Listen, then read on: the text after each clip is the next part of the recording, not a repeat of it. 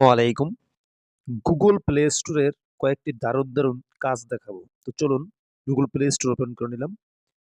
এবার আমি উপরে যে জিমেইলের লোগো আছে এখানে টাচ করে দেবো। টাচ করে দেওয়ার পর আপনি এখান থেকে একটু স্ক্রল করে নিচের দিকে আসলে একটা অপশন পাবেন। এই যে দেখেন প্লে প্রোটেক্ট। এই যে প্লে প্রোটেক্ট এখানে যদি টাচ করে দেন, টাচ করে দেওয়ার পর দেখেন এমন একটা ইন্টারফেস আপনার সামনে চলে আসবে।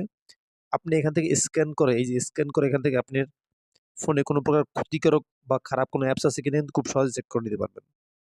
এবার ব্যাগে বের হয়ে আসলাম, আরেকটা সেটিংস দেখাবো। সেজন্য আবার লোগোতে টাচ করে দিলাম জিমেইলের। দিয়ে আপনি এখান থেকে দেখেন এই যে ম্যানেজ অ্যাপ অ্যান্ড ডিভাইস যে অপশনটা আছে এখানে টাচ করে দিবেন। টাচ করে দেওয়ার পর আপনি এখান থেকে এই যে ম্যানেজ অপশন টাচ করে দিবেন। টাচ করে দেওয়ার পর এখানে এই যে দিস ডিভাইস এখানে টাচ করে দিবেন। নিচের দিকে দেখেন নট ইনস্টলড এখানে টাচ করে দিবেন।